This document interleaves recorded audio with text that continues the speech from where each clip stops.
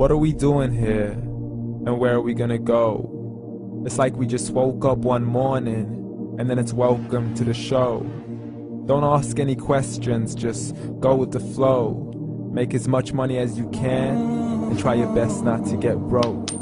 Copy everything you see on the TV, from the hairstyles to the clothes, and don't think too often, just do exactly as you're told. And if you ever get confused, then just turn towards the alcohol. You'll still hear your thoughts, then just turn up the radio as you learn to live a lifestyle of drugs, sex, and rock and roll. But in all honesty, I just need to know, is there more to the cycle than growing and getting old? Living and dying just to leave behind a happy home and a whole lot of property that somebody else is going to own. I just really need to know before the casket's closed, 'cause I'm not willing to gamble with my soul, nor am I ready to take any chances. These are just simple life questions, and I'm just searching for some answers.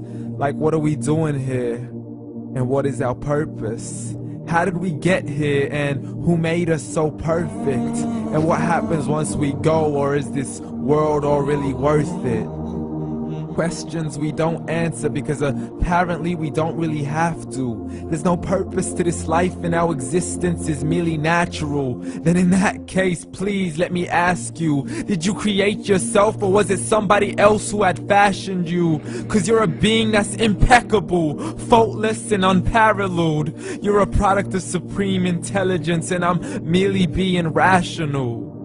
For there isn't a camera on this earth that can come close to the human eye, nor a computer that can compete alongside the human mind. And if the whole world was to come together, we wouldn't be able to create a single fly. So many signs, yet we still deny. As science tries to justify that all this could come from none, when it's a simple sum. 0 plus 0 plus 0 cannot possibly ever give you 1. So from where did all this order come?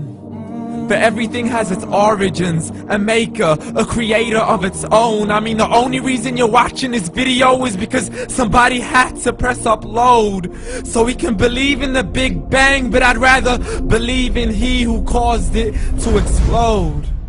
Allah, the creator of everything, along with every single soul. The ever-living, the master, the only one who is in control. Unlike his creation, beyond our imagination. And no, he's not a man, nor does he have any partners in association. He's on his own. And no, he did not ever leave us alone. Just like every manufacturer, he left us with an instruction manual. The Quran and Islam, and I'm sorry to jump to conclusions, but it's the only one possible.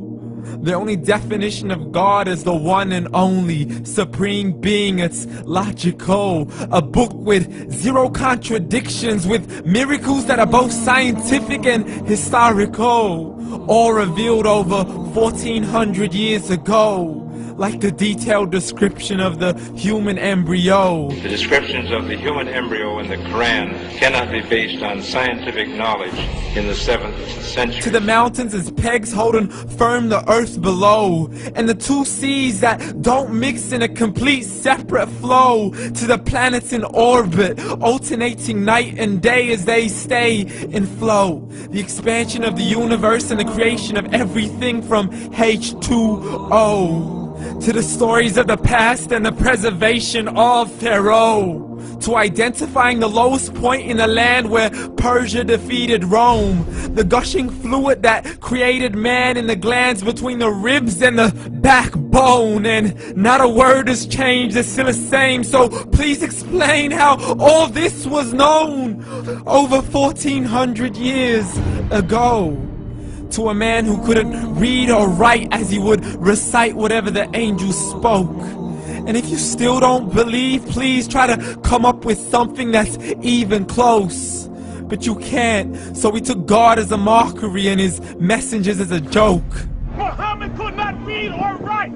How's somebody who can't read or write gonna start a religion? Dismissed his scriptures as legends and tales of the ancient folk, as we live life according to our whims, desires, and hopes. saying this life is the only home we will ever know. We will live then die, then simply turn to bones. YOLO! Correction, after the grass dies, the rain arrives and it regrows, and Allah promises to do the same thing to your very soul and bring you back from your very fingertips to your toes, as the all-seeing supreme being watches us so close, and we are surely being tested in our wealth, our health, and our self, and everything that we've been blessed with. So believe, for we will surely be resurrected and be brought back to our Lord and account for every single deed, as He hands us our books and